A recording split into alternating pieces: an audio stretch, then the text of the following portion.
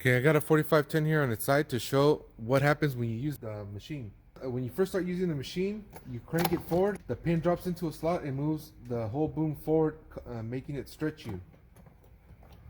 Okay, and then if you use it once or two times without resetting the table, then you get to a point where there's no more slots. The pin does not push the boom forward anymore. So when you turn the wheel back, there's no more slots for it to drop into, like here. Because what happens is the pin drops into a slot right here, and when you turn the crank forward, it moves the boom forward.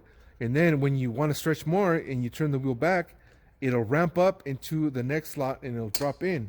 Then you can crank forward and it'll continue to stretch you. But like over here, there's no more holes for it to drop into, so you need to reset the boom. And you also got to make sure that the boom doesn't drop out of this tube, because if it does, it'll be hard to put back in. So you got to put it in by hand. You can flip it over to make sure it goes in there and not the tube hitting the plastic bushing, damaging it. Okay, so you pull the pin up and push the boom in all the way in and turn the crank back. Okay, and that'll get the boom in the beginning position. Okay, then when you go to use the machine again, you sit down on it, load in your feet. That's why this foot bar is here, so you can kick it out to the length of your legs and begin your stretch. And that's how you reset the table. I'm going to show what resetting the table looks like when it's on the ground. You only got to watch out if you're trying to put it in, it doesn't go in. You got to make sure that the boom is going into that tube.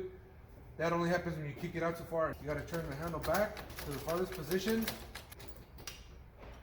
hold the pin, and push the boom in all the way in till it hits, and let go. And that's how you reset the table. Do that every time you start a new stretch, and you shouldn't have any operating issues.